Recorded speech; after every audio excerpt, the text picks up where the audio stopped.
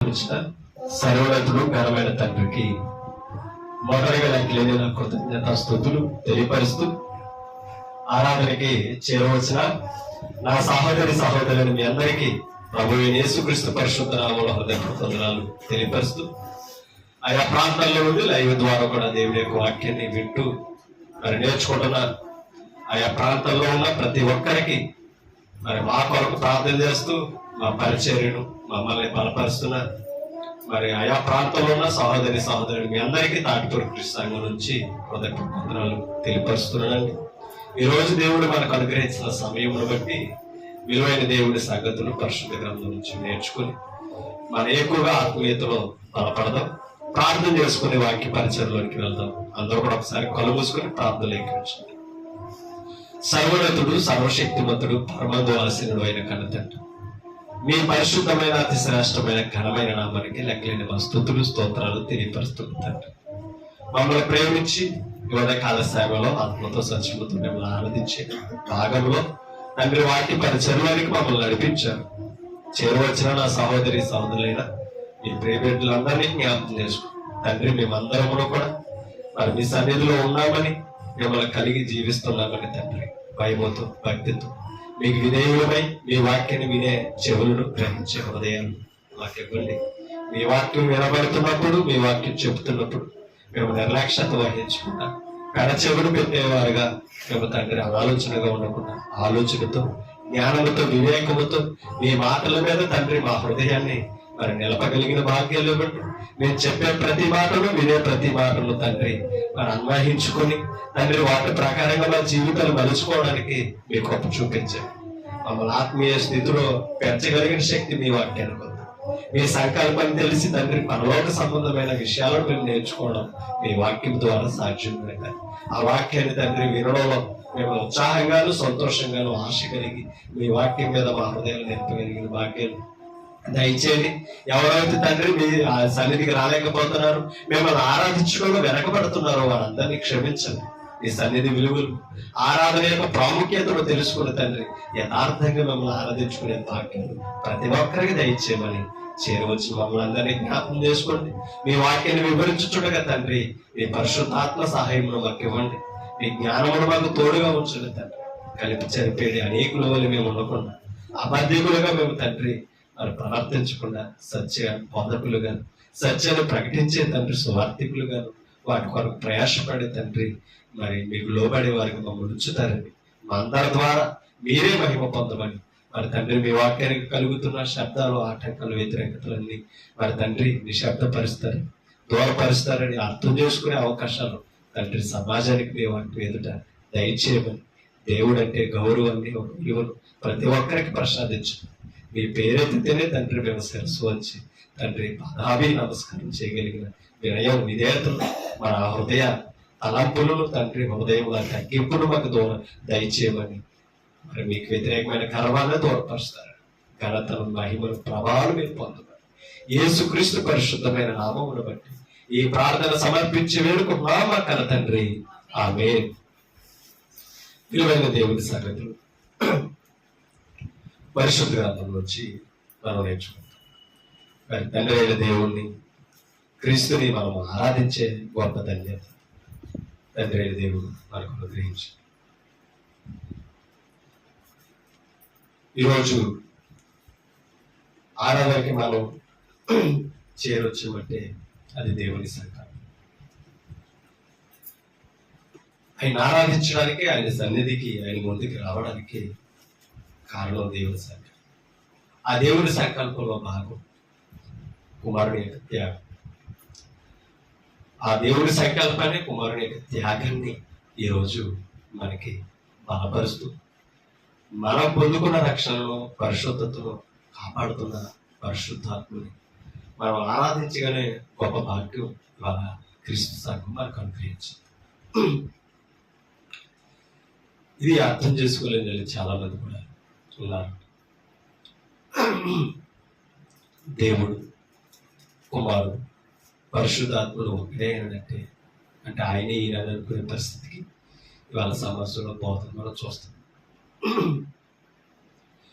తండ్రి కుమారుడు పరిశుద్ధాత్ముడు వేరుగా ఉన్నారంటే తండ్రితో వీరు సమానులు కాదు, ఆయనకున్న స్థాయి వీరికి లేదని అపార్థం చేసుకునే పరిస్థితుల్లో మనం ఉన్నాం. అంటే ఎలా బోధ ఏ విధంగా అర్థం చేసుకోలేని వ్యవస్థలో ఇవాళ బోధన విధానంలో నడుస్తుంది. కానీ కొత్త నిబంధన పాత నిబంధన కానించి మనం చూస్తే దైవ సంకల్పంలో పరిశుద్ధాత్ముడు క్రీస్తు దేవునితో సమానంగా ఉన్నారని, వారు కూడా మహిమకు ఆరాధనకు యోగ్యులు పాత్రులని లేఖనాలు ఎన్ని చెప్పినా సరే చాలామంది ఏదో ఒక వచనాన్ని తీసుకుని ఆ సందర్భాన్ని, అంటే కుమారుడు తండ్రిని హెచ్చించే ఒక వచనం తీసుకుని ఆయన హెచ్చించాడంటే ఈయన దానికి పాత్రుడు కాడని కుమారుడిని తగ్గించాడు. వీరిరువురు ఎంత గొప్పవారు పరిశుద్ధాత్ముడు లేఖనంలో పత్రికలు చూపిస్తారు. అయితే పరిశుద్ధాత్ముడు వారికంటే గొప్పవాడు కాదని అర్థం చేసుకునే పరిస్థితులు మనం నడుస్తున్నాం. అయినప్పటికీ కూడా ఈరోజు క్రీస్తు సంఘం ద్వారా వాస్తవాలు తెలుసుకుని లేఖనానుసారంగా మనం ఆరాధించుకునే గొప్ప అవకాశాన్ని మనకి ఇచ్చాడండి. తండ్రి కుమారు పరిశుద్ధాత్ముడు మనం లేకపోతే ఆరాధించడానికి యోగ్యులు కాదు, అలా ఆరాధించే స్థాయే లేదు. అది మనం అర్థం చేసుకోవాలి. తండ్రిని గౌరవించి వారి ఇరువురు లోకానికి వచ్చారట. తండ్రి మహిమార్థమై పనిచేస్తున్నారు. ఎప్పుడైతే ఆ మహిమను విడిచి తగ్గించుకుని వచ్చారో అసలు వీరు మహిమలో లేరని, మహిమకు పాత్రలు కారని ఎన్నో విషయాలు మనం గ్రంథంలో చూస్తున్నాం. కానీ ఈరోజు ఎంత భాగ్యం, ఎంత రాహత దేవుడు మనకు అనుగ్రహించాడంటే దీనిని పోగొట్టుకోకూడదండి. మీకు అర్థమవుతుందా? దీనిని మనం పోగొట్టుకున్నాం అనుకోండి, దీన్ని మనం విడిచిపెట్టుకున్నాం అనుకోండి, మన రక్షణకి కానీ మన ఆత్మీయ స్థితికి కానీ అర్థం ఉండదు. అది మనం అర్థం చేసుకోవాలి. కాబట్టి దేవుని సంకల్పం అంత తేటతలంగా మనకు వివరిస్తుంది. యోహాను సువార్తలో ఒక మాట మీకు చూపిస్తాను, చూడండి.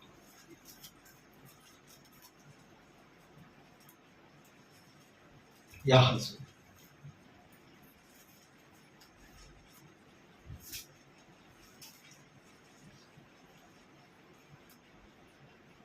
తీసారు 15వ అధ్యాయం 16వ అధ్యాయం యోహాను సువార్త.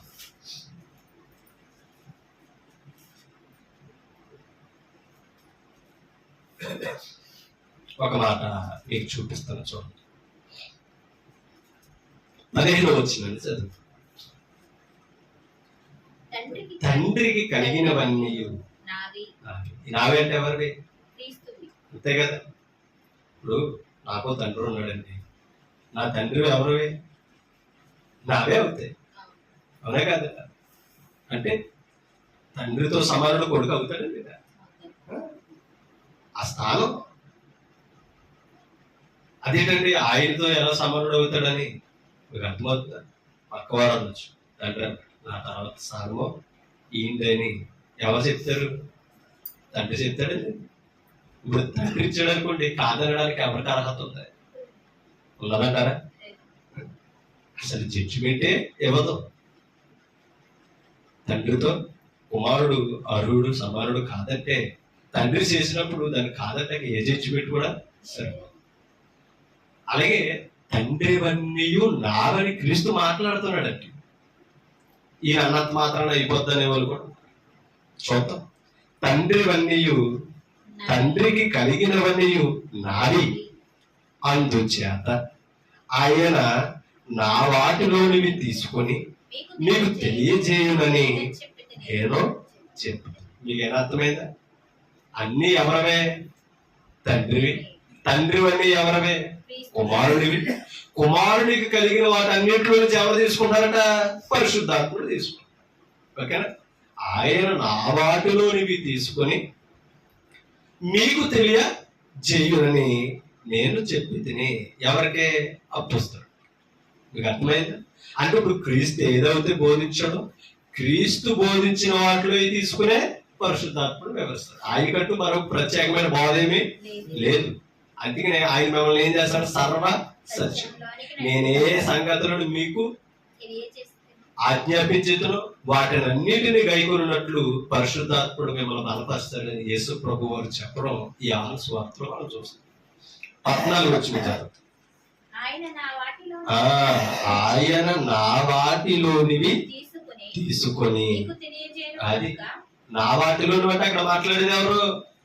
క్రీస్తు. మీకు అర్థమైందా? క్రీస్తు మాట్లాడతాం నా వాటిలోనివి తీసుకొని పరిశుద్ధాత్ముడు మీకు బోధిస్తాడు. ఈ అధ్యాయంలో ఆదరణకర్త గురించి యేసు ప్రభు అని చెప్తారు. ఓకేనండి.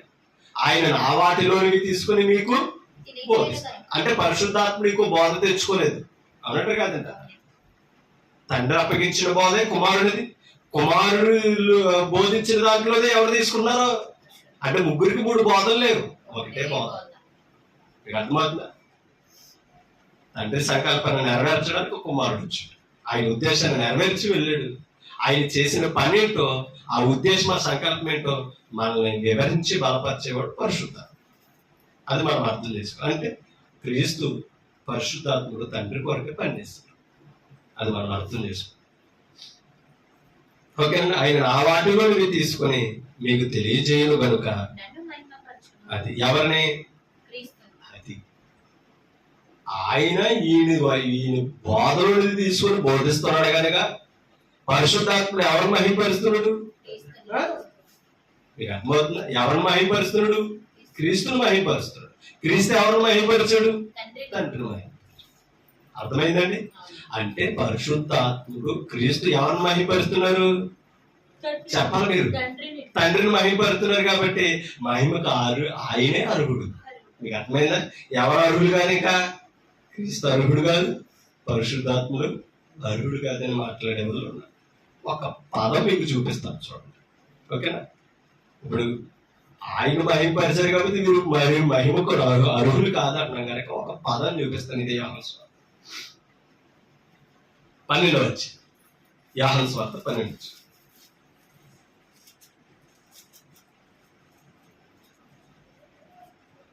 తీసా 28 వచ్చిన చదువు. తండ్రి నీ నామము మహిమపరచుమని ఎవరు? కుమారుడు చెప్తున్నాడు. ఎవరితో? అదే అర్థం చేసుకో. తండ్రి నీ నామము మహిమపరచుమని చెప్పాడట. ఎవరు? కుమారుడు. అంతటా నేను దానిని మహిమపరిచితిని, మరలా మహిమపరుతును అని ఒక శబ్దం ఆకాశము నుండి వచ్చింది. మీకు అర్థమైందా? ఆ మహిమ ఏది? మీకు అర్థమైందా? తండ్రి నీ నామమును మహిమపరచమని చెప్పాడట. తండ్రి ఏమంటున్నాడు? మహిమపరిచితిని, మరలా మహిమపరుతును. ఇప్పుడు తండ్రి నామం ఏది? క్రీస్తు నామం కాదా? అర్థమవుతుందా? అదినే తండ్రి ప్రతిష్ట చేసి పంపిన వాళ్ళతో నువ్వు దేవదూషణ చేస్తున్నావు ఎలా చెప్పుతున్నారని యూదులని శాస్త్రులను పరిశీలన చేసినప్పుడు ఇదే యోహాను సువార్తలో ప్రశ్నిస్తాడు. తండ్రి ప్రతిష్ట చేసి పంపిన నామం ఇది. ఏది? తండ్రి ప్రతిష్ట చేసి పంపించాడండి. తండ్రి కొరకు ప్రతిష్ఠింపబడిన వాడండి. ఎవరో? క్రీస్తు. అలాంటి వారిని నేను తండ్రితో సమానుడు అంటే దేవదూషణ చేస్తున్నావు అని మాట్లాడారు. అర్థమైందన్నమాట. తండ్రి ప్రతిష్ట చేసి ఆయన కొరకు లోకానికి పంపితే దేవదూషణ చేస్తున్నామని మాట్లాడతారు. ఆయన నేను నా తండ్రి నామములు వచ్చాను. మీకు అర్థమైందా? క్రీస్తు ఎవరి నామని వచ్చాడు? ఆ నామం ఏది? క్రీస్తు నామం. అందుకని అన్ని నామముల కంటే అన్నాడా లేదా? అన్ని నామముల కంటే పైనామాన్ని హెచ్చించాలని ఫిలిప్పీ పత్రికలో 2:10-11 చెప్పాడు. అంటే ఇప్పుడు అన్ని నామముల కంటే పైనామం ఏది? క్రీస్తు నామం. హెచ్చించినది ఎవరో? తండ్రి. అర్థమైనా? అంటే ఇప్పుడు ఈ నామముని ఈ నామము కంటే గొప్ప నామము, హెచ్చైన నామం ఇంకోటి ఉందంటారా? ఇంకొకటి లేదు. అందుకని అపోస్తలుడు కూడా ఈ నామములనే నీకు రక్షణ. మరి ఏ నామములో ఏమి లేదు? ఉన్నాడన్నాడా? లేదు. ఆ నామములు బయలుపరిచింది ఎవరు? తండ్రి. ఓకేనా? అంటే తండ్రి నామం ఏది? క్రీస్తు నామం. క్రీస్తును అంగీకరించిన నామం అది. మీరు అర్థం చేసుకోండి. ఇంకో నామమును పరిశుద్ధాత్ముడు ఎక్కడ ప్రకటన చేయలేదు, ఇంకో నామమును ఎక్కడ తండ్రి బయలుపరచలేదు, క్రీస్తు నామాన్ని బయలుపరచలేదు. అందుకనే నీ నామము ఏం చేయమన్నాడు క్రీస్తు? చెప్పాలి. నీ నామమును ఏం చేయమన్నాడు? మహిమ పరచుము అన్నాడు. తండ్రి ఏమన్నాడు? మహిమ పరిచితిని మహిమ పరచు. అంటే ఇప్పుడు క్రీస్తును మహిమ పరిచింది ఎవరనుకున్నారు? తండ్రి. క్రీస్తును మహిమ పరిచింది ఎవరనుకున్నారు? తండ్రి. ఇప్పుడు కుమారుడు ఎవరిని మహిమపరిచాడు? అది వాడుకున్న ఘనత. క్రీస్తుని ఎవరు మహిమపరుస్తున్నారు? పరిశుద్ధాత్ముడు. ఇందాక మనం చదువు, ఆయన వాటిలోకి తీసుకుని ఎవరిని మహిమపరుస్తున్నాడు? అది పరిశుద్ధాత్ముడు క్రీస్తుని మహిమపరుస్తున్నాడు. అంటే మరొక బోధ తెచ్చారనుకోండి, తండ్రికి మహిమ రాదో, కుమారునికి మహిమ రాదో, పరిశుద్ధాత్మకి మహిమ రాదు. మనం అర్థం చేసుకోవాలి. ఓకే, మరలా చదువు. కాబట్టి 29 ఎక్కడ నిలుచుండి చూడండి. కాబట్టి అక్కడ నిలుచుండి వినిన జనులు జన సమూహము మీరు అన్నారట. మీకు అర్థమైందా? తండ్రి ఎవరితో మాట్లాడుతున్నాడు? ఆ విషయం అర్థమైందండి. తండ్రి నీ నామమును మహిమపరచమని పలికింది ఎవరో? కుమారుడైన క్రీస్తు. ఇప్పుడు తండ్రి ఏం చేస్తున్నాడు? ఒక శబ్దం వచ్చిందన్నాడు అన్నాడు అక్కడ. మీకు అర్థమైందా? ఒక శబ్దం వచ్చి ఏమన్నాడు అన్నదే? నీ నామమును మహిమపరుతును, మహిమ పరిచితిని మరలా మహిమపరుతానని ఆకాశంలో ఒక శబ్దం వచ్చిందా లేదా? ఆ శబ్దం మీద జన సమూహాలు అన్నారట, ఉరిమేను అని అంటున్నారట. మీకు అర్థమైందా? ఎవరి శబ్దం విని? తండ్రి మాట్లాడిన క్రీస్తు కొరకు శబ్దం విని ఉరిమేను అని అంటారట జన సమూహం. మరి కొందరు దేవదూత ఒకడు ఆయనతో మాట్లాడిననిరి. ఎందుకంటే క్రీస్తుతో మాట్లాడింది ఎవరు? అది. వీళ్ళు ఏమనుకున్నారు? దేవదూత మాట్లాడిందేమో అని కొందరు అంటున్నారట, ఉరిమిందేమో ఆకాశమో అనేసి కొందరు అంటున్నారట. అర్థమైందా? 30 వచ్చింది.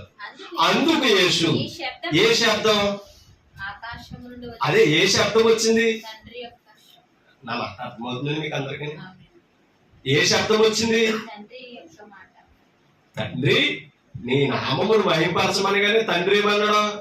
మహిమ పరిచితి అన్న శబ్దం వచ్చిందే లేదా? మరలా మహిమ పరుతున్న శబ్దం వచ్చిందే లేదా? ఈ శబ్దము అంటే ఎవరి కొరకు రాలేదు ఇది? అంటే క్రీస్తు తండ్రిని మహిమపరచు అన్న శబ్దం కాదండి ఇది. అర్థమైందా? నేను నిన్ను మహిమపరచాలన్న శబ్దం ఇది. జన సమూహానికి ఏమని వచ్చిందంట శబ్దం? అంటే క్రీస్తు తండ్రిని మహిమపరచమన్న శబ్దం కాదంటే ఇది. క్రీస్తును మహిమపరచమని తండ్రి చెప్తున్న శబ్దం. ఆ జన సమూహము కొరకు క్రీస్తు ఏమై ఉన్నాడో తండ్రి దగ్గర నుంచి వచ్చిన శబ్దం. అర్థమైందా? మరలా చదువుదు 30 వచ్చును. అందుకు యేసు ఈ శబ్దము నా కొరకు రాలేదు, నీ కొరకే అది ఈయన హెచ్చించాడని తండ్రి శబ్దం జన సమూహం కొరకు వచ్చిందట. అర్థమైందా? కింద చదువు. ఎప్పుడు ఈ లోకములకు తీర్పు జరుగుచున్నది, ఇప్పుడు ఈ లోకాధికారి బయటకు త్రోసివేయబడును. నేను భూమి మీద నుండి పైకెత్తబడిన ఎడల ఎవరి యొద్దకే? అంతేనా? పైకి ఎత్తబడేది ఎవరు? ఇప్పుడు ఆయన ఎప్పుడైతే పైకి ఎత్తబడ్డాడో అందరిని ఆకర్షించుకుంటున్నాడట. ఎవరు? మీకు అర్థమవుతుందా? అందరిని ఆకర్షించుకుంటున్నాడట. ఎవరు? అంటే ఇప్పుడు అందరూ ఎవరికి ఆకర్షితులు అవ్వాలి? మరలా క్రీస్తు ఇంకో మాట అన్నాడు, నా తండ్రి ఆకర్షించితేనే గాని. అది అంటే ఇప్పుడు క్రీస్తుకు ఆకర్షితులు అవుతున్నట్టు ఎవరు ఆకర్షణ? అది ఎవరికి ఆకర్షితులు అవ్వాలని? మనమేమంటున్నా? తండ్రి ఆకర్షించాలి, తండ్రికి ఆకర్షితులు అవ్వాలి, కుమారుడితో పని లేదని అంటున్నాం. మీకు అర్థమవుతుందన్నమాట? ఎవరికి ఆకర్షితులు అవ్వాలట? కుమారునికి ఆకర్షితులు అవ్వాలి.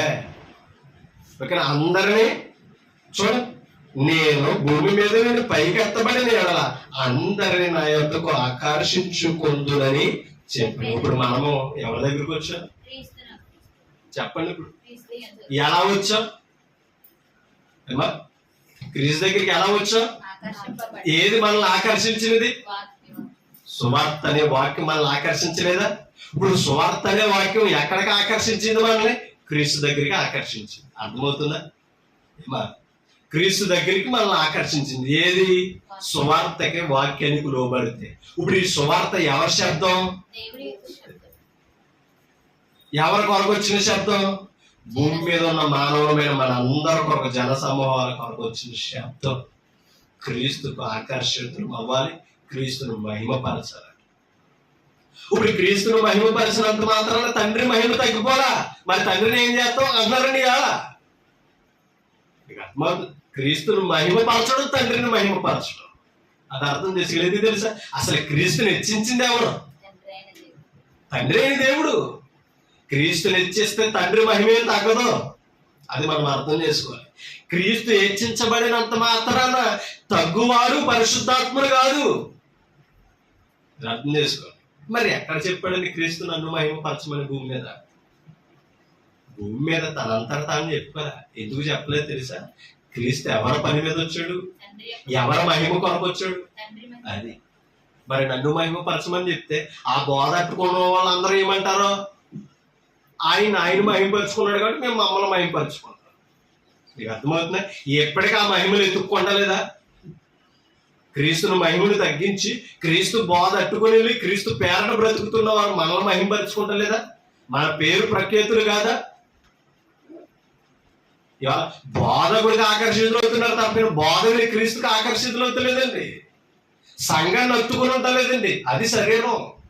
శిరస్సును అత్తుకోవడం అంటే క్రీస్తుని అత్తుకోవాలి, మనుషులు కాదండి మనం అత్తుకోవడం. అది మనం అర్థం చేసుకోవాలండి. మనం ఎప్పుడూ కూడా క్రీస్తు మహిమ కొరకు వచ్చాం. క్రీస్తు ఎందుకు గొప్పడయ్యాడు? క్రీస్తుని తండ్రి ఎందుకు హెచ్చించాడంటే దేవుని మహిమను ఎత్తుకాడు, తన మహిమను ఎత్తుకోలే. ఎందుకు తెలుసా? ఒక పదాన్ని మీకు చూపిస్తాను చూడండి. అంటే క్రీస్తు ఎందుకు మహిమ, మరి నన్ను మహిమపరచమని అనలేదు అని చాలా మంది మాట్లాడుతున్నారు కదా. ఎందుకు మహిమ పరచుకోలేదో తెలుసండి? ఎందుకు తండ్రికి మహిమ ఇచ్చాడో తెలుసండి? క్రీస్తు ఆయన మహిమ కొరకి లోకానికి వచ్చాడు క్రీస్తు. అది మనం అర్థం చేసుకోవాలి. ఒక వారం మీకు చూపిస్తాను. 7వ వచనం యోహాను సువార్తలోనే తీసారా? 7వ వచనం, 18వ వచనం. తనంతట తానే బోధించువాడు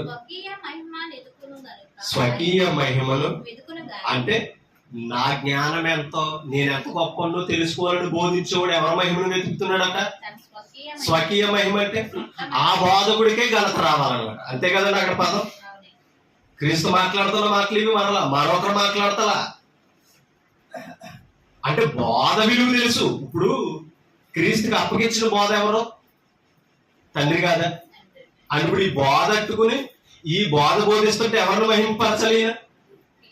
తండ్రిని మహిమపరచాలి. ఆ బోధ అట్టుకుని ఈయన మహిమ పొందాడు అనుకోండి, ఈయన సొంత మహిమను వెతుకు రూల్ అది తండ్రి దగ్గర. ఇప్పుడు క్రీస్తు మనకు సువార్త అప్పగించాడు కదా, మనం ఎవరికి మహిమ తేవాలని ప్రయాసపడాలా? అంతే కదా. బోధన అప్పగించడం మహిమపరచాలి. మనం ఏం చేస్తున్నాం? ఆయనకంటే నేను గొప్ప, ఆయనకంటే నాకు లోతైన జ్ఞానం ఉన్నదని మనం క్రీస్తుని పక్కనెట్టి మన మహిమలు వెతుక్కో. అది స్వకీయ బోధ, సొంత బోధ. ఆ బోధలు వచ్చినాయి కాబట్టి నాకు అంత జ్ఞానం ఎవరికి లేదు కాబట్టి నేను ఈ సంఘాన్ని ఎట్టి నీ పేరులో పెట్టుకున్నట్లు. అంతేనా? ఈ పేరు మీద మీరు ఒక సంస్థకు పిలవబడాలండి. ఎన్ని మినిస్ట్రీలు ఉన్నాయండి వాళ్ళు.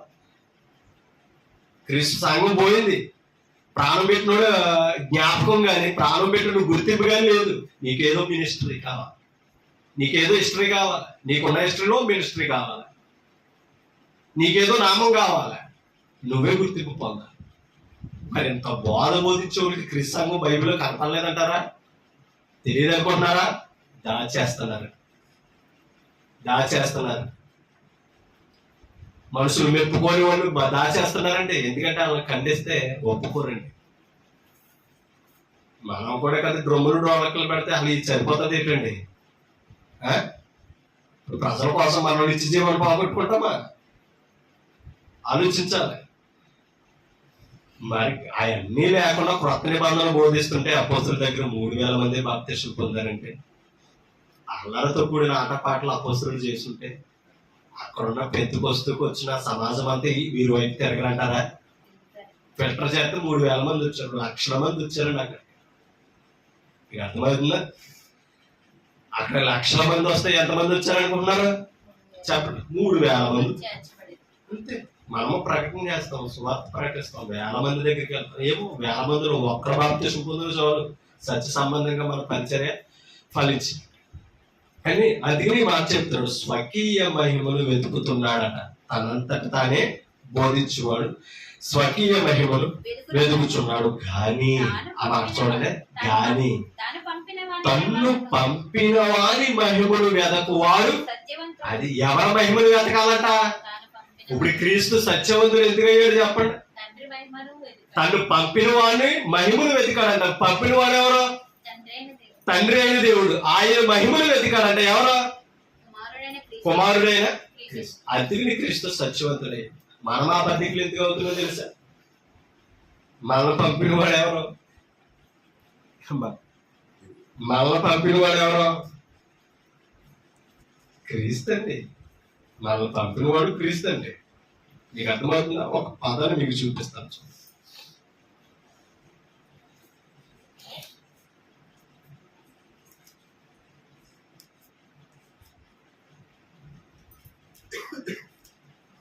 ఇదే యోహాను సువార్తలో ఒక పదాన్ని మీకు చూపిస్తాను. 13వ అధ్యాయానికి రండి. 13వ అధ్యాయానికి రండి. తీసారా? 13వ అధ్యాయం తీసారా? 15 వచ్చిన చదువు. 15 వచ్చిన. నేను మీకు వ్రాసిన ప్రకారము మీరు చేయవలెనని మీకు మాదిరిగా ఎలాగూ చేసి తిని. మీకు అర్థమవుతుందా? ఆయన మాదిరి చూపడంటే యేసుక్రీస్తు వారు ఎవరికి? అపోస్తలులు. కింద చదువు 16 వచ్చి, దాసుడు తన యజమానుడి కంటే. అంటే ఇప్పుడు మీకు ఏమైనా అర్థమైందా?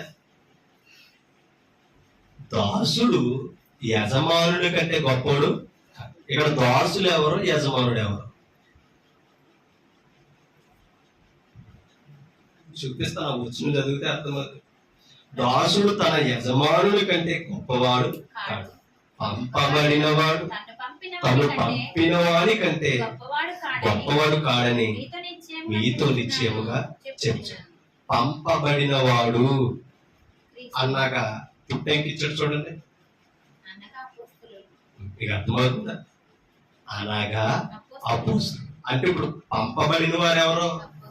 పంపినది ఎవరు? అంతే కదా. ఈ పదం తండ్రికి క్రీస్తుకి ముడిపెడుతూ, పంపిన వాడు ఎవరు? క్రీస్తుని తండ్రి. అంటే ఇప్పుడు క్రీస్తుకి యజమానుడు ఎవరు? తండ్రి. ఈయన ఎవరు? దాసుడు. ఇప్పుడు ఆయన కంటే ఎవరు గొప్పడు కాదు? ఈ బోధలు చేస్తున్నాం మనం. ఇప్పుడు అపోస్తలుని సర్వలోకానికి పంపించింది ఎవరు? నీకు అర్థమవుతుందా? ఏమా, అపోస్తలుని సర్వలోకానికి పంపించింది ఎవరు?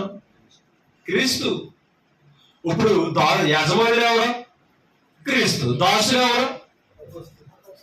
నాకంటే మీరు గొప్పవారు కాదని చెప్తున్నాడు. పోనీ తండ్రికి కుమారుడికి కూడా ముడిపెడతాం. ఇప్పుడు పంపిన వాడు ఎవరు? క్రీస్తుని తండ్రి. యజమానుడే కాదా? యజమానుడే కాదా? ఇప్పుడు క్రీస్తు ఎవరు? అదే కదా మనం చెప్తుంటే దాసుడు. ఇప్పుడు దాసుడు కాబట్టి క్రీస్తు ఎవరికంటే గొప్పడు కాదు? చెప్పాలి. తండ్రి కంటే గొప్పడు కాదు. కాబట్టి ఈయన దేవుడు కాదు, ఈయన ఆరాధించకూడదు. అదేనా మాట్లాడేది? చెప్పాలండి, అవునా కాదా? సరే, ఈయన దాసుడే. మనం కదండి, క్రీస్తు ఒప్పుకున్నాడు, పరిశుద్ధాత్ముడు కూడా ఒప్పుకున్నాడు. దాసుడుగానే వచ్చాడు క్రీస్తు. ఫిలిప్పీ పత్రిక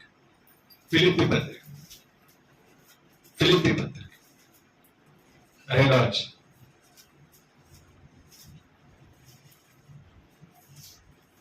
తీసారా? 7వ వచనాన్ని చదువు.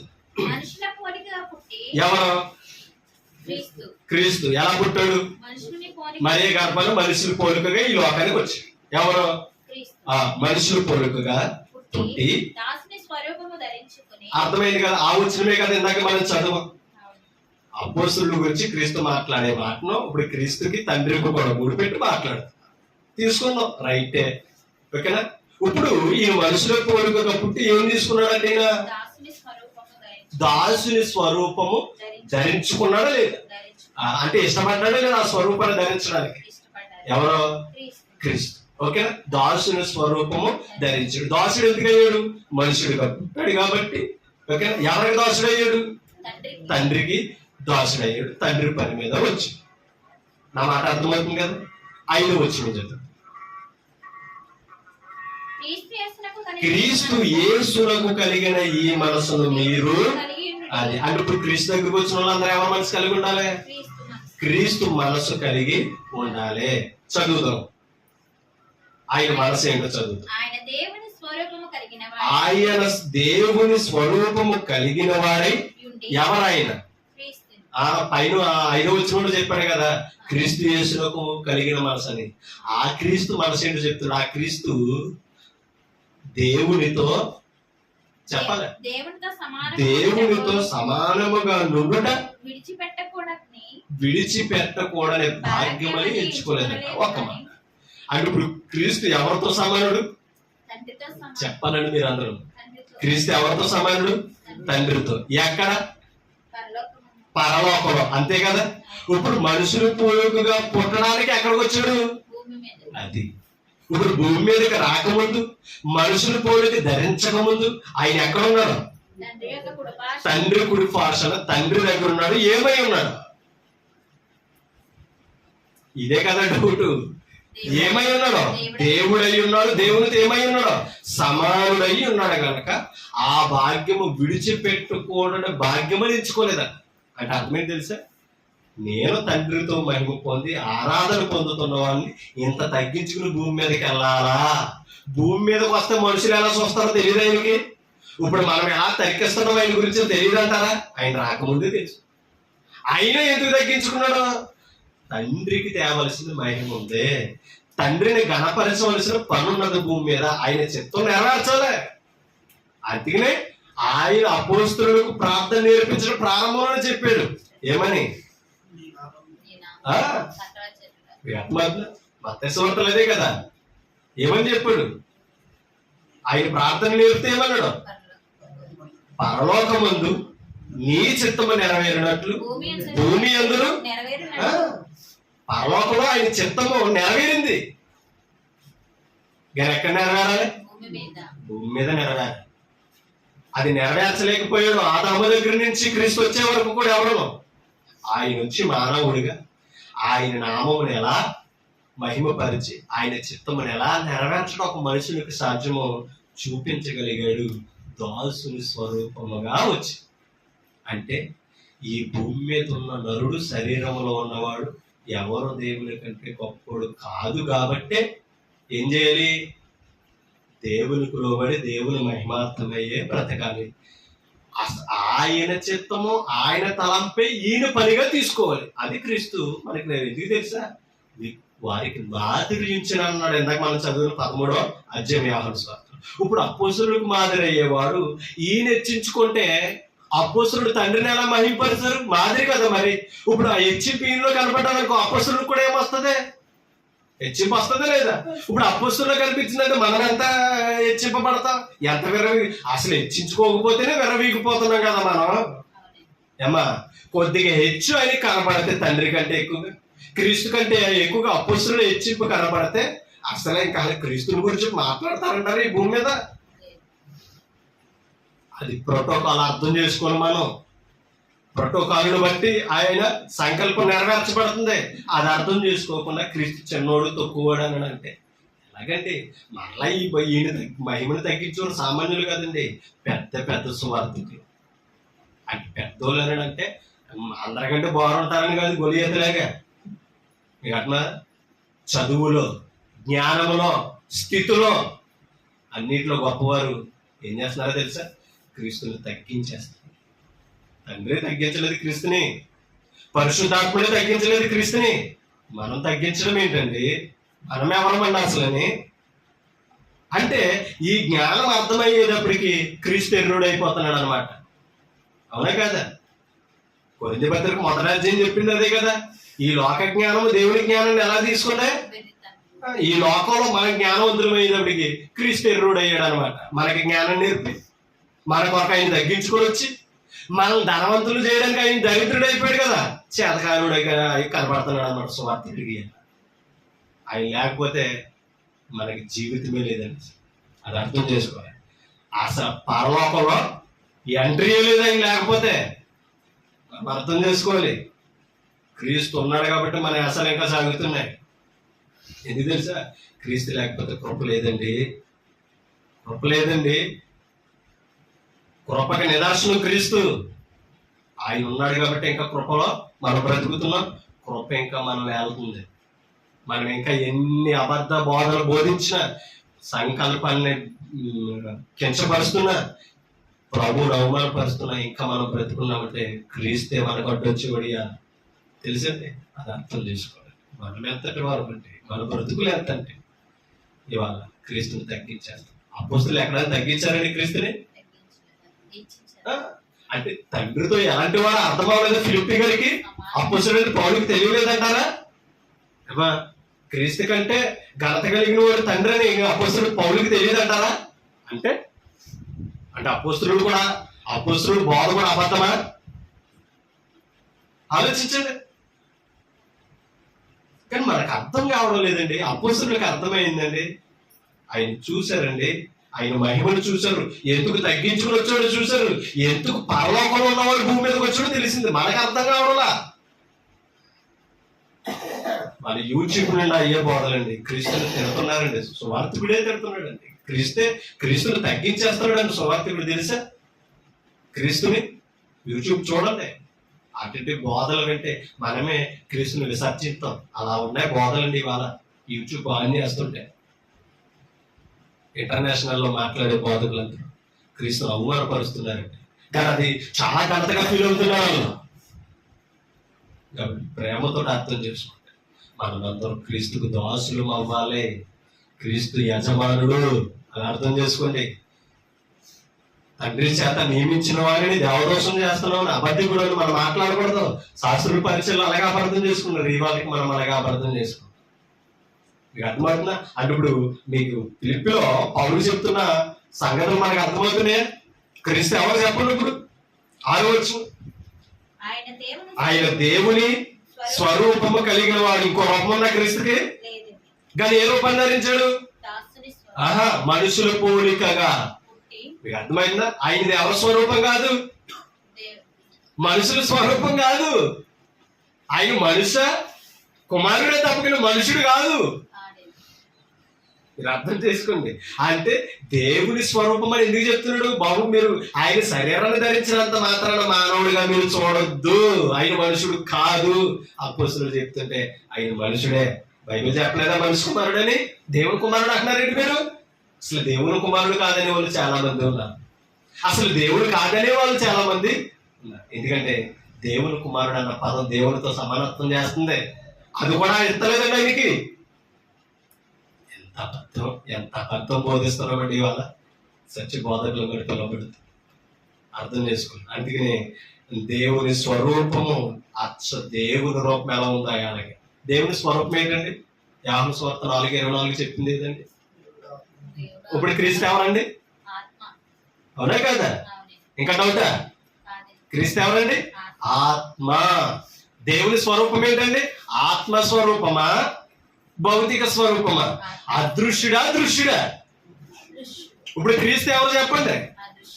దృశ్యుడా, అదృశ్యుడా? కానీ ఎలా కనబడ్డాడు ఈ భూమి మీదకి రావడానికి? దృశ్య రూపాన్ని ధరించాడండి. ఆయన అదృశ్యుడు కాదు. పరలోకంలో అదృశ్యులు ఉంటారు కానీ దృశ్యులు ఉండరు. ఎందుకంటే పరలోకమే దృశ్యమైనది. అదృశ్యమైనదా, దృశ్యమైనదా?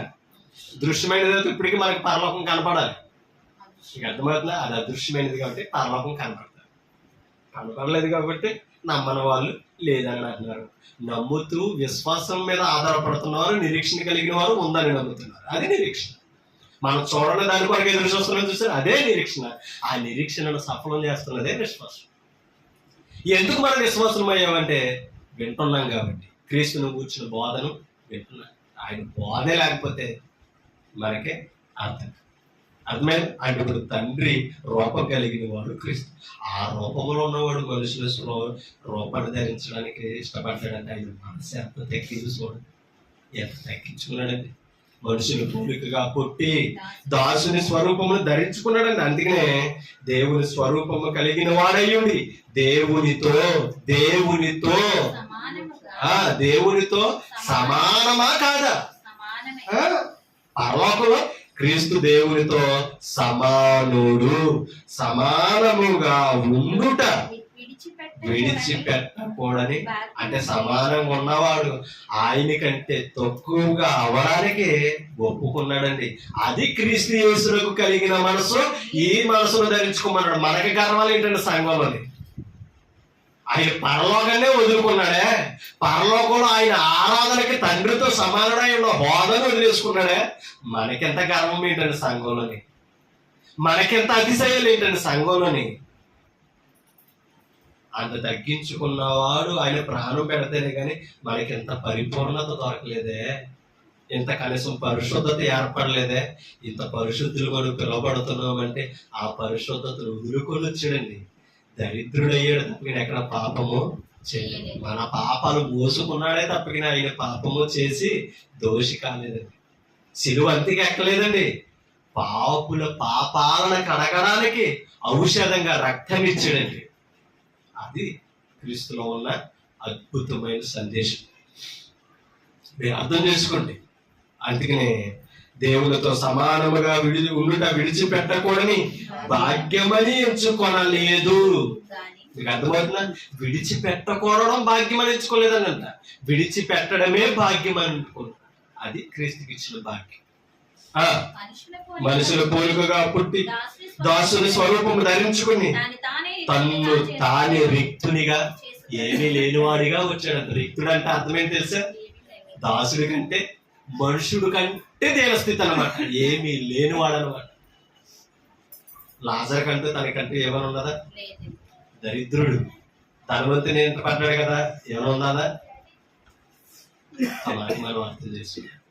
క్రీస్తు ఎంతున్నా ఏమీ లేని వాడిగా వచ్చాడు. ఆయన మహిమేంటో ప్రకృతికి తెలుసు, విశ్వానికి తెలుసు. అందుకని ఆయన చిలువలో ప్రాణం విడవగానే ఈ ప్రకృతి బద్దలైపోయిందండి. భూకంపం, అవునే కదా, భూమి నెరవేర్చింది. సూర్యుడు చంద్రుడు రక్తంగా మారారండి. వారి మహిమను చీకటి చేసుకున్నారండి. ఇది తెలుసా? మహిమ స్వరూపుడు ప్రాణం పెట్టాడు మానవులకు. అది కూడా అర్థం కాదు. అదే యోగిలో ప్రవచించిన ప్రవచనం సిలువలో జరిగిన కార్యం ఇంకా నెరవేరుతుందనే బాధ కూడా చాలా మంది ఉన్నారండి. మీకు అర్థమైందా? ఇప్పుడు ఆయనకున్న మహిమ ఎందుకు తెలుస్తుందా? ఇప్పుడు ఆయన 13 వచ్చి యోహాను సువార్త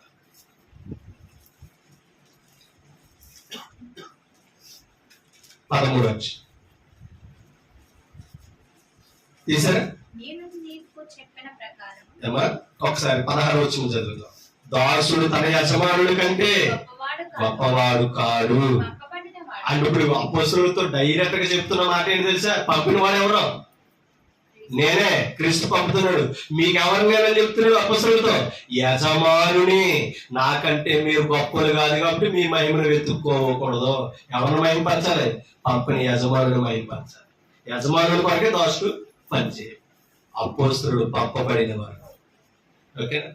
అందుకనే పంపబడిన క్రీస్తు తండ్రితో పంపబడ్డాడు కాబట్టి ఆయన గొప్ప చేశాడు, ఆయనే మహిమపరిచాడు. అలా దేవుని మహిమపరిచాడు కాబట్టి క్రీస్తు సత్యవంతుడయ్యాడు. క్రీస్తునే మహిమపరిచారు, క్రీస్తునే యజమానునిగా తీసుకుని నమ్మకంగా ఉన్నారు కాబట్టి అపోస్తలులు ఎవరయ్యారండి? సత్యవంతులు కాలేదా? అపోస్తలుడు సత్యవంతులు. అంతే. ఇప్పుడు మీరు నేను క్రీస్తు ఎదుటి సత్యవంతులు అవ్వాలంటే క్రీస్తు వలె అపోస్తలులు వారి మాదిరి పెట్టుకొని, మన మాదిరి సంఘంలో అందరూ ఎలా వెలిచారో మనము ఈనాడు అలా పని చేయగలిగితే మనము సత్యవంతుడిగా తీర్చబడతాం. సువార్తను మారిస్తే సత్యవంతులు కాదు.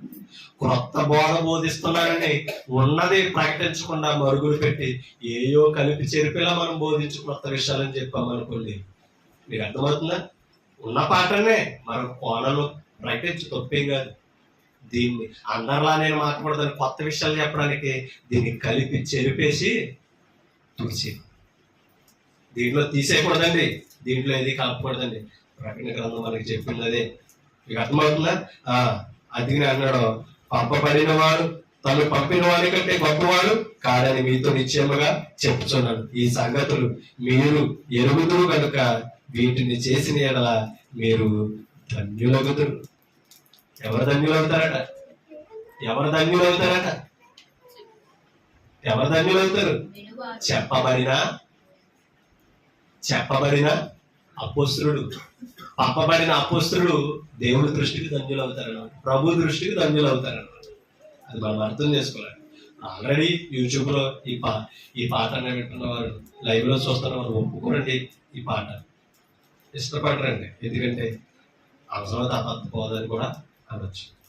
ఎందుకంటే ఇప్పుడు క్రీస్తు మీద, దేవత్వం మీద అనేకమైన వ్యతిరేక పాఠాలు వెళ్తాయి.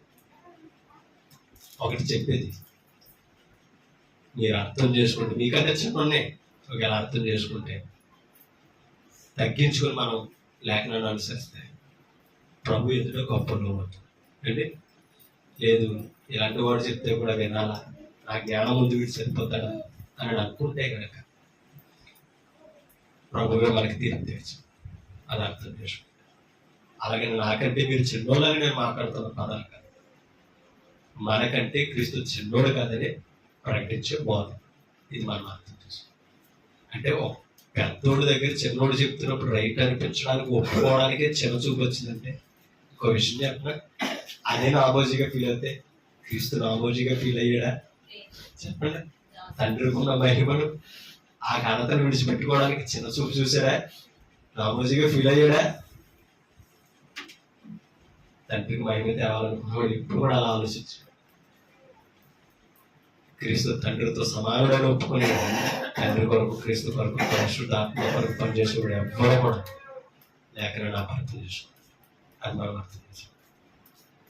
అంటే పెద్దోళ్ళకి చిన్నోడు రైట్ చెప్పినప్పుడు ఒప్పుకోవడానికి మనస్తత్వం అడ్డు వస్తుందంటే అసలు అంత పెద్ద అయిన క్రీస్తు పరలోకాన్ని వదిలేసుకొచ్చడానికి, అంత తగ్గించుకోవడానికి ఆయనకు ఆలోచన రాలేదు. నేను తగ్గడం తండ్రికి మహిమ, అంతవరకు వచ్చాడు. తండ్రిని కనపరిచేవాడు ఎప్పుడు కూడా పెద్దోడు గొప్పవాడు అండి. అది మనం అర్థం చేసుకో. అర్థం కాదండి బాబు. ఎందుకంటే వారి మనోనేత్రాలకు అపవాది ఏం చేస్తుంది? గుడ్డితనం కలిగజేస్తుంది. కాబట్టి గుడ్డితనంలో మనం ఏం చేస్తుందంటే క్రీస్తుల మహిమ తగ్గించేస్తాం. అది అక్కడ కూడా ఆ కొరింథీ 2వ పత్రిక 4:4 కూడా చెప్పింది అది. ఆయన దేవుని స్వరూపము కలిగిన వాడు. మీకు అర్థమవుతుందా? దేవుని స్వరూపి అయి ఉన్న క్రీస్తు మహిమను కనపరచు స్వార్థ ప్రకాశం అన్నాడు కదా. చాలా మంది గురుడు వారి మీద ప్రకాశిస్తున్నా చూస్తలేదండి, అందులో అయిపోయారండి. నాకంటే జ్ఞానవంతుడు లేడన్న అందులో తిరుగుతున్నారండి. అది మనం అర్థం చేసుకో.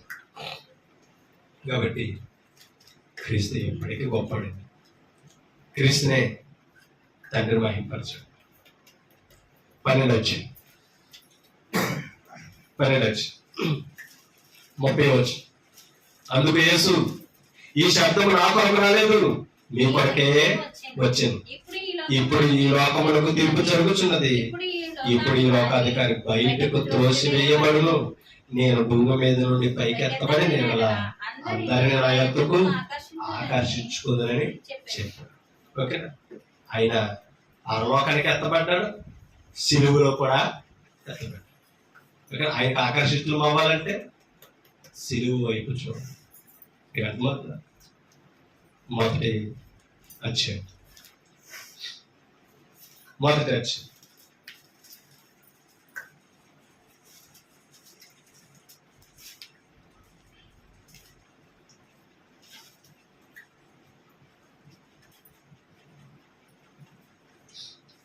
క్షమించి 3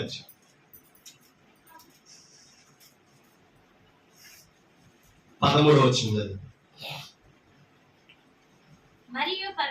నుండి దిగి వచ్చిన వాడే మరియు పరలోకము నుండి పరలోకము నుండి దిగి వచ్చిన అది వాడే మరియా గర్భాన్ని వచ్చినంత మాత్రమే ఆయన మనుషుడు కాదని మీలాగా నాలాగా. ఓకేనా? క్రీస్తుని గురించి చెప్తున్న మాట ఇది. పరలోకము నుండి దిగి వచ్చువాడే అనగా పరలోకములో ఉండు మనుష్య కుమారుడే. ఇప్పుడు పరలోకం నుండి దిగి వచ్చాడు, ఈయన ఎక్కడ ఉంటాడు? ఈయన స్థానం ఏది? పరలోకంలో ఉండేవాడు. పరలోకంలో వదులుకొని వచ్చాడు, తండ్రిని మహిమపరిచి మరలా పరలోకాన్ని సంపాదించుకున్నాడు. అది అనుకున్న కదా. మనిషి కుమారుడే తప్ప పరలోకములకు ఈనాడు వరకు ఎక్కిన వాడు ఎవరో లేరు. పరదేశంలో ఉన్నారేమో, ఆయన ఎరగకపోతే పాతాళములో ఉన్నారేమో తప్ప కానీ పరలోకానికి డైరెక్ట్గా వెళ్ళిన వాడు ఎవరు ఇప్పటికీ లేరు. ఈయన మరి ఎందుకు వెళ్ళాడు? అక్కడ ఉండగలన సమర్థుడు, ఆయన మహిమ కలిగినవాడు, ఆయన స్థానం అలా ఇచ్చాడు తండ్రి. కింద చదువు. పరలోకములకు ఎక్కిపోయిన వాడు ఎవడను లేడు. 14 వచనం. అరణ్యములో మోషే సర్పమును ఎలాగూ ఎత్తాను. నీకు అర్థమైందా? మోషే అరణ్యంలో ఏమెత్తాడట? సర్పం ఎత్తాడు. ఎందుకంటే తాప సర్పాలు ఇశ్రాయేలుని కరుస్తున్నాయి అరణ్యంలో. దేవుడి మీద తిరుగుబాటు చేసినప్పుడు దేవుడు ఆజ్ఞాపిస్తే తాప సర్పాలు వచ్చి ఇశ్రాయేలుని కరుస్తున్నాయంట సరుగునప్పుడు. మీకు అర్థమవుతుందా? కరుస్తుంటే ఎక్కడో ముందున్నాడని మోషే 24 లక్షల జనంగా నడుస్తున్నారండి. మోషే దగ్గరికి ఆ వార్త వెళ్ళినప్పటికి చాలా మంది తాపకరమైన సర్ప కాటికి గురై రాలిపోతున్నారని చాలా మంది. అప్పుడు మోషే ఆ వార్త అందగానే దేవుడికి ప్రార్థన చేశాడని మోషే తెలుసా? ప్రభువా, ఈ ప్రమాదాన్ని చివరిని తప్పించానని అంటే ఎవరినే చెప్పాడండి మోషేతో దేవుడు. నీవు ఒక ఎత్తడి సర్పమును తయారు చేయించి స్తంభం మీద ఎత్తైన ప్రదేశంలో నిలబెట్టు. దాన్ని చూసిన వాడు ఆ సర్పకాటుకు గురైన ప్రతి ఒక్కడు స్వస్థత పొంది బ్రతుకుతాడని చెప్పి. మీకు అర్థమవుతుంది? అది సంఖ్యాకాండంలో చదువుదాం ఒకసారి. లేకపోతే సంఖ్యాకాండం 21:8-9 చదువుదాం. సంఖ్యాకాండం 21:8-9 మోషే ప్రజల కొరకు ప్రార్థన చేయగా చేశాడా లేదా? ప్రజల కొరకు ప్రార్థన చేయగా నీవు తాపకరమైన సర్పము చదవండి. నీవు తాపకరమైన సర్పము వంటి మోషే ప్రజల కొరకు ప్రార్థన చేయగా యెహోవా నీవు తాపకరమైన సర్పమని వంటి ప్రతిమను, అదే ఆ అచ్చా పాము ఎలా ఉండదో ఆ రూపం చేయాలన్నమాట. స్తంభము మీద చూడండి, ప్రతిమను చేయించి స్తంభము మీద పెట్టుము. అప్పుడు కరవబడిన ప్రతివాడు దాని వైపు చూసి బ్రతుకునని మోషేతో సెలవిచ్చాను. మోషేకి సెలవిచ్చాను. 9 వచ్చును. కాబట్టి మోషే ఎత్తడి సర్పము ఒకటి చేయించి స్తంభము మీద, అంటే అందరికి ఎంత దూరం నుంచి చూసినా వారికి కనబడాలి, ఎత్తైన ప్రదేశంలో పెట్టమన్నాడు. స్తంభం మీద దాన్ని పెట్టెను.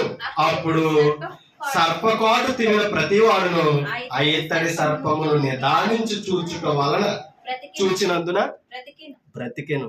నిదానించి చూసి ఏం చేశారంట? బ్రతికారే లేదా? ఓకేనా? ఇప్పుడు రండి యోహాను సువార్త 3 అధ్యాయం.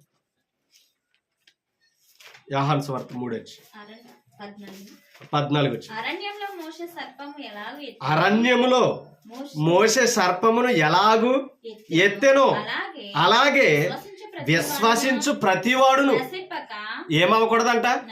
ఇప్పుడు ఆ పాము కాటికి ఏమైపోయారు? చాలా మంది చనిపోయారు. నశించిపోతున్న వారిని రక్షించడానికి మోషే ప్రార్థన చేయగానే ఏం చెప్పాడు? ఒక ఎత్తడి ప్రతిమను స్వరూపమును అలాగే చేసి స్తంభం మీద నిలిపితే ఆ పాము కాటుకు గురైన ప్రతి ఒక్కడు దాన్ని నిదానించి చూసి ఏమవుతున్నాడు? బ్రతికేను. ఇప్పుడు విశ్వసించే ప్రతివాడు నశింపకుండానట్లు నశింపక ఆయన ద్వారా, అంటే క్రీస్తు ద్వారా నిత్య జీవం పొందినట్లు మనుష్య కుమారుడు ఎత్తబడవలెను. అంటే ఆ ప్రతిమ దేనికి సూచనగా ఉన్నదో తెలుసా? మీకు అర్థమవుతుందా? ఆ సంఖ్యాకాండంలో ఆ సన్నివేశం ఎవరికి సూచనగా ఉంది, ఎవరికి మాదిరి? క్రొత్త నిబంధనలో క్రీస్తు సిలువలో ఎత్తబడుతున్నాడు చూసారా, దానికి మాదిరి మనుష్య కుమారుడు అలా ఎత్తబడాలంట. ఎవరి కొరకో? ఎవరి కొరకో? ఆ పాపం మింగేస్తుంది చూసారా. ఇంకా చెప్పాలంటే అసలు పాపంలో పడవేసింది కూడా అదే సర్పం, అవునా? అపవాది. ఇప్పుడు ఈ అపవాది మింగుతుంటే అపవాది నుండి, ఆ పాపం అనే శాపము నుండి మనల్ని విడిపించడానికంట మనుష్య కుమారుని సిలువలో ఎత్తాడట. మీకు అర్థమైందా? ఇప్పుడు సిలువలో ఎత్తబడిన క్రీస్తును చూడాలన్నమాట. అంత అర్థమైందా మీకు? విశ్వసించు ప్రతివాడు నశించకూడదంటే ఎవరిని విశ్వసించాలి? సిలువలో ఎవరైతే ఎత్తబడి ప్రాణం పెట్టారో ఆయన్ని చూసి విశ్వసించాలి. ఎలా చూడాలి? సర్పాన్ని ఎలాగైతే నిదానించారో క్రీస్తుని నిదానించాలి. క్రీస్తుని మర్చిపోయి మనం ఏం చేస్తున్నాం?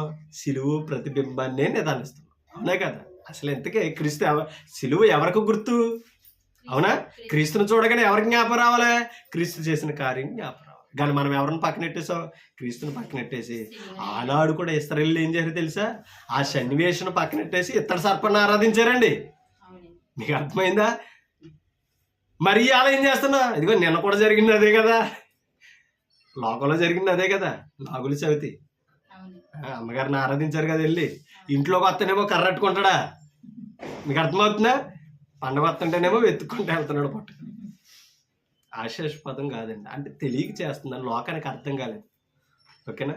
అది ఎవరికి గుర్తు, ఎవరి వైపు చూడాలో ఆ విషయానికి దేది విరుగుడో అర్థం కాలేదండి ఇప్పటికీ. మీకు అర్థమవుతుందా? క్రీస్తు అండి పాపం అనే విషయానికి విరుగుడు. ఆలోచించండి. ఇంతకే ప్రతిమలో ఉందా? ఇశ్రాయేలు చూసి ప్రతిమని నిదానించి బ్రతికారు కదా, ప్రతిమలో ఉందా స్వస్థత? ఎవరిలో ఉంది? ఆ ప్రతిమను చూస్తే బ్రతుకుతాడని సెలవిచ్చాడు దేవుడు, చూసారా? ఆ మాటకి శక్తి ఉంది. అది దేవుడు అలా చెప్పడు, చెయ్యాలంతే. ఆ మాటకే విలువ ఉంది, అది గుర్తించాలి. ఇప్పుడు సిలువులో కాదండి శక్తి, సిలువులో ప్రాణం పెట్టిన క్రీస్తులో శక్తి ఉంది. ఆ సిలువులో రక్తం గార్చిన క్రీస్తు రక్తంలో శక్తి ఉంది. మనం ఆ క్రీస్తును చూడాలి. అందుకనే నా రక్తము వలనైనా అని. ఇప్పుడు సిలువును చూడడం అంటే దేని చూడడం? క్రొత్త నిబంధన చూడడం. క్రొత్త నిబంధన ఆ సిలువులో ప్రాణం పెట్టిన వాడి గురించి ఏం చెప్పిందో నిదానించుకోవడం. ఇది లేఖనాలను నిదానించడం మానేసామండి. గుర్తులు చూస్తున్నాం, స్తంభాల కాడికి వెళ్ళి, సిమెంట్ స్తంభం కాడికి వెళ్ళి, ప్లాస్టిక్ స్తంభం కాడికి వెళ్ళి, అవసరమైతే బంగారాల మీద కూడా స్తంభాలు వేసేసుకుంటాం, అవునా కదా? వార్త మాదిరి అని చెప్తుంటే సిలువును కూర్చున్న వార్త బాబు అంటుంటే సిలువే వార్తగా చేసేసారు చాలా మంది, అవునంటారు కదంట. కారణం ఎవరు తెలుసా? యాంటీ ఉన్నాడు కదా, ఈడు వదలడు. మరి వాళ్ళనేమో అక్కడ ఆ ప్రతిమను ఆరాధించేలా చేశాడు ఇతర సర్పన్ని. ఈ రోజు క్రీస్తుని పక్కనెట్టేసి సిలువును ఆరాధించేలా చేస్తున్నాడు. ఎంత లౌక్యం చూసారా? కానీ మళ్ళీ ఏలకేమని బోధిస్తున్నాడు? సిలువ అంటే క్రీస్తుదే కదమ్మా, మీకు అర్థమవుతుందా? క్రీస్తునే కదమ్మా ఆరాధిస్తున్నారు అని. సాగరికి మంగళ సూత్రాల మీద కూడా సిలువ లేకపోతే పాస్టర్ గారు మా సూత్రాలు కూడా కట్టనెత్తలేదు, ఈవిడ కూడా ఆ సూత్రాలు వేసుకుంటారు. మీకు అర్థమవుతుందా? ఆఖరికి ఇప్పుడు ఏమైపోయింది? ఆచారం అయిపోలేదా? క్రైస్తవుడు ఆచారాలతో బ్రతికేవాడు కాదండి, ఆజ్ఞలతో బ్రతికేవాడు, వాక్యానుసారంగా బ్రతికేవాడు. మీకు అర్థమైంది? ఇప్పుడు సిలువలో ఎత్తబడింది ఎవరో? అప్పుడు మీకేం అర్థమైందా? ఇప్పుడు నిదానించిన చూసిన వాడు ఏమవ్వాలి? మనం ఇందాక 12వ అధ్యాయం చదివాం కదా, ఎవరికి ఆకర్షితులు అవ్వాలి? నేను పైకి ఎత్తబడినప్పుడు ఆకర్షించుకుంటానని క్రీస్తు చెప్పాడే లేదా? ఇప్పుడు ఎవరికి ఆకర్షితులు అవ్వాలి? దెమ్మలకు కాదు, ప్రతిమలకు కాదు, క్రీస్తుకు ఆకర్షితులు అవ్వాలి. ఎత్తబడిన వాడు క్రీస్తు. అర్థమైందా? ఇప్పుడు ఎవరికి ఆకర్షితులు అవ్వాలి? ఆకర్షితులు అవ్వాలంటే ఏం చేయాలి? సిలువును చూడటం కాదు, సిలువును కూర్చున్న వార్త వినాలి. అది లోకంలో ఉన్నవాడికి ఎలా ఉంటుందంట? వార్త ఏమో వెరితనంగా ఉన్నదే, ఆ సిలువు స్తంభం ఏమో చాలా ఘనతగా. అర్థమైంది ఇప్పుడు? కాబట్టి ఇలాగే మనం మోసపోకూడదు. దేవుడు విక్రింపబడేవాడు. మన చేష్టల వల్ల దేవుని విక్రిస్తున్నాం. తెలియని వాడు ఏలెత్తి చూపేలా చేస్తున్నాం. మనం అర్థం చేసుకోవాలి. అర్థమైంది ఇప్పుడు మనకి? క్రీస్తు ఎందుకు ఎత్తబడ్డాడు తెలుసా? ప్రజలందరూ కూడా క్రీస్తుని చూసి రక్షణ పొందాలి. ఆ రక్షణ పొందాలంటే ఇవాళ క్రొత్త నిబంధన దగ్గరికి రావాలి. ఎందుకంటే ఆ సిలువులో ప్రాణం పెట్టిన వాడిని గురించి బోధించేదే క్రొత్త నిబంధన, అక్కడే ఉందండి. మీకు అర్థమవుతుందా? ఒక మాట చెప్పి నేను ఈ మాటలు ముగిస్తాను. మనం ఇందాక చదివాం కదా, 13వ అధ్యాయానికి రండి. ఇప్పుడు తీసారా? 12 వచ్చారు. 13 అన్న. 12 వచ్చారు. 32 వచ్చిన. నేను భూమి మీద నుండి పైకి ఎత్తబడిన ఎడల అందరినీ నా యొద్దకు ఆకర్షించుకుందునని చెప్పాను. తాను ఏ విధముగా మరణము పొందవలసి ఉండినో, మీకు అర్థమైందా? ఇప్పుడు మనం చదవం కదా, ఏ విధంగా మరణము పొందవలసిన వాడై ఉండినో సూచించుచు. అదే అంటే ఇప్పుడు సిలువకు చూసిన అన్నమాట ఈ మాట. ఓకేనా? జనసమూహము క్రీస్తు ఎల్లప్పుడూ ఉండునని ధర్మశాస్త్రము చెప్పుట. అంటే ఇప్పుడు శరీరంతో భూమి మీదే ఉంటాడేమో అనుకున్నారని అందరు రాజుల్లాగా, దావీదులాగా, సొలొమోన్ లాగా. కానీ ఈయన ఉండడం అంటే ఎక్కడ? పరలోకం అనే సింహాసనం మీద ఉండి రాజ్యం వెళ్తాడు. క్రైస్తవ రాజ్యం, తన రాజ్యాన్ని వెళ్తాడు అనమాట. కానీ వీళ్ళు ఏమో అపార్థం చేసుకున్నారో, భౌతికంగా భూమి మీద ఇశ్రాయేలు కొరకు వారితోటే ఉంటాడు అనుకున్నారట. క్రీస్తు ఎల్లప్పుడూ ఉండునని ధర్మశాస్త్రము చెప్పుట వింటిమి. మనిషి కుమారుడు పైకి ఎత్తబడవలెనని నీవు చెప్పుచున్న సంగతి అర్థం కాలేదు. కానీ యోహాను గారు చెప్పిన ఆ సన్నివేశం కూడా జ్ఞాపకం చేసుకోలేదు. అంటే ఈయన ఇలా ఒక రోజు ఎత్తబడబోతాడని అక్కడ మోషే ఎత్తాడు చూసారా, అది కూడా జ్ఞాపకం చేసుకోలేదు. అందుకనే ధర్మశాస్త్రం చెప్పింది, ఆ చెప్పిన సంగతులు వీళ్ళు అపార్థం చేసుకున్నారు, గైకొనలేదు. చెప్పుతా వింటిమి మనుష్య కుమారుడు ఈయన పైకి ఎత్తబడవలెనని నీవు చెప్పుచున్న సంగతి ఏమిటి? మనిషి కుమారుడు ఈయన ఎవరని అర్థం కాలేదట. అందుకు యేసు ఇంకా కొంతకాలము వెలుగు మీ మధ్య, అంటే ఇంకో కొంతకాలం నేను ఉంటాను అన్నాడు కాబట్టి వెలుగు మీ మధ్య నుండును, చీకటి మిమ్మల్ని కమ్ముకొనకుండునట్లు మీకు వెలుగుండగానే, అది అంటే నేను ఉండగానే గ్రహించుకోండి రా బాబు అని చెప్తున్నాడు క్రీస్తు. నడువుడి చీకటిలో నడుచువాడు తాను ఎక్కడికి పోవచ్చున్నాడో అంటే అర్థం ఏంటి? మీరు లేఖనాలు గ్రహించకుండా, క్రీస్తుని గుర్తించకుండా మీరు జీవితాన్ని కాలాన్ని వృధా చేస్తే మీరు చీకటిలో నడుస్తున్నారు. మీరు ఎక్కడికి పోతారో తెలియదు. నేను ఉండగా గుర్తించారా, మీరు ఎక్కడికి రావాలో అక్కడికి వస్తారని చెప్తున్నాడా? మీరు వెలుగు సంబంధులగునట్లు మీకు వెలుగుండగానే వెలుగునందు, అంటే డైరెక్టర్ గా ఎవరి మీద విశ్వాసం ఉంచమన్నాడు చెప్పండి ఇప్పుడు? అంతే కదండి. మీకు వెలుగుండగానే నేను ఉండగానే నన్ను విశ్వసించండి, ఒప్పుకోండి అన్నట్టు ఒప్పుకున్నారా? ఒప్పుకోలేదు. అంగీకరించారా?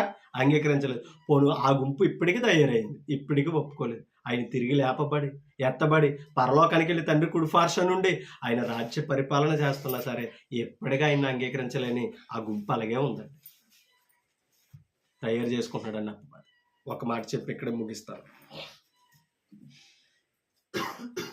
14 వచ్చాను. ఒకసారి 10 వచ్చింది. తండ్రి యందు నేనును నా యందు తండ్రి ఉన్నామని నీవు నమ్ముటలేదా? తోమతో చెప్తున్న మాట ఇది. నేను మీతో చెప్పుచున్న మాటలో నా అంతటా నేనే. ఎవరు చెప్తున్న మాటలే? అంటే కుమారుడు నేను ఒక్కటై ఉన్నామని తండ్రి చెప్తున్నాడట. ఎందుకంటే ఈయన చెప్పే బోధ ఎవరిదే? అపార్థం చేసుకుంటున్నారు. కుమారుడు అంటున్నాడు కదా. తండ్రి నాయందు, చూడండి, తండ్రి నాయందు నివసించుచు తన క్రియలు చేయుచున్నాడో. అర్థమైందా? అంటే ఇప్పుడు క్రీస్తు ఎక్కడ ఉన్నాడు అక్కడ ఎవరున్నారో. అందుకనే తండ్రి నేను వేరే ఉండలేదు, ఏకమై ఉన్నామని అన్నాడు. క్రీస్తు ఎక్కడ ఉన్నాడో అక్కడ తండ్రి ఉంటాడో, పరిశుద్ధాత్ముడు ఉంటాడో. వారు వేరుగా ఉండరండి. దేవత్వంలో ముగ్గురు ఒకటి, సమానత్వం, త్రిత్వం కాదు సుమా. త్రిత్వం అని అంటే మీకు అర్థమవుతుందా? ముగ్గురు వేరు ముగ్గురు దేవుళ్ళు సూచిస్తుంది. త్రిత్వం కాదు, త్రియేకం. అంటే దాని అర్థం ఏంటంటే వీరు ముగ్గురు ఏకమై ఉన్నారని చెప్పిన పదమే దేవత్వం. ఓకేనా? కింద చదువుతాం. తండ్రి యందు నేను నా యందు తండ్రి ఉన్నామని నమ్ముడి, లేదా ఈ క్రియల నిమిత్తమైనను, అంటే నేను చేస్తున్న కార్యాలు నువ్వు చూసానా మీరు నమ్మండి అని చెప్తున్నాడా? నేను తండ్రి వద్దకు వెళుచున్నాను కనుక నేను చేయు క్రియలు నా యందు విశ్వాసం ఉంచువాడును చేయును, వాటికంటే మరి గొప్పవి చేయును అని మీతో నిశ్చయముగా చెప్తున్నాను. అంటే క్రీస్తు ఎలాగైతే తండ్రితో ఏకమై ఉన్నాడు, క్రీస్తు నందున్న వారు కూడా క్రీస్తుతో తండ్రితో ఏకమై ఉంటారు. ఓకేనా? ఒక పదం 13:31 కూడా చదువుతుంది మనకి ఇంకా క్లారిటీ కోసం. 13:31. వాడు వెళ్ళిన తర్వాత యేసు ఇట్లనెను, ఇప్పుడు మనిషి కుమారుడు, మీకు అర్థమవుతుందా? ఇప్పుడు మనిషి కుమారుడు వాడిల్లిన తర్వాత అంటే ఎవడో ఇస్కరియోతు యోధ, నీకు అడిగి వచ్చింది చూసుకోనని అన్నాడు అన్నమాట. వాడు వెళ్ళిన తర్వాత యేసు ఇట్లనెను, ఇప్పుడు మనిషి కుమారుడు మహిమపరచబడి ఉన్నాడు. దేవుడును అంటే ఇప్పుడు క్రీస్తు మహిమపరచబడితే ఎవరు మహిమ పొందుతున్నారు? అది ఎందుకంటే తండ్రి నా యందు ఉన్నాడో నేను తండ్రి యందు ఏకమయ్యను. తండ్రి వేరు, కుమారుడు వేరు. ఆ తండ్రిని విడిచిపెట్టుకోవడానికి కూడా ఇష్టపడ్డాడు. అర్థమైంది ఇప్పుడు? అంటే క్రీస్తుకు మహిమ వచ్చిందంటే ఎవరికి వస్తుందా? అది అర్థం చేసుకో. తండ్రి వేరు, కుమారుడు వేరు కాదు. దేవుడును నా యందు మహిమపరచబడి ఉన్నాడు. దేవుడు ఆయన యందు మహిమపరచబడిన ఎడల దేవుడు తన యందు ఆయనను, అది నీకు అర్థమవుతుందా? క్రీస్తునందు తండ్రి మహిమపరుస్తున్నాడంటే, మహిమపరచబడుతున్నాడంటే తండ్రి తన యందు క్రీస్తును మహిమపరుస్తున్నాడట. ఆ లేఖనం అర్థం కాదండి చాలా మంది. దేవుడు ఆయన యందు మహిమపరచబడినాడు. దేవుడు ఎవరో? తండ్రి. ఆయన అంటే ఎవరో? క్రీస్తునందు మహిమపరచబడిన ఎడల దేవుడు అంటే తండ్రి తన యందు అంటే తండ్రి యందు ఆయనంటే క్రీస్తును మహిమపరచును, వెంటనే ఆయనను మహిమపరచును. మీకు అర్థమవుతుందా? క్రీస్తును మహిమపరుస్తుంది. తండ్రి మహిమపరిచినప్పుడు మనం మహిమకు అర్హుడు కాదంటే ఎవరమండి? ఈ లేఖనాలను మనం అర్థం చేసుకోవాలి. యోహాను గారు క్రీస్తులో ఉన్న దేవత్వాన్ని బయటెట్టాడు. క్రీస్తు దేవుడిగా చూపించాడు. మనం అంగీకరించాలి, ఒప్పుకోవాలి.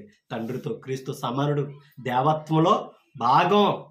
తండ్రికి వేరుగా లేడు. కానీ అలా అంటుంటే చాలా మంది ఈయనే తండ్రి ఏమనుకుంటున్నారు. అలానే ఎక్కడా మాట్లాడలేదు క్రీస్తు. అవునట్టు కదండి. తండ్రి ఉన్నాడు, కుమారుడు ఉన్నాడు, పరిశుద్ధాత్ముడు, ముగ్గురు దేవత్వంలో ఒక్కటై ఉన్నారు. ఆయనతో ఇరువురు సమానం. అది మనం అర్థం చేసుకోవాలి. నన్నే నేను హెచ్చరించు, మిమ్మల్ని హెచ్చరిస్తూ ఓపికగా మీ అందరికీ హృదయపూర్వక వందనాలు తెలియజేస్తాను. మాట్లాడుతూ ముగిస్తాను. Thank you.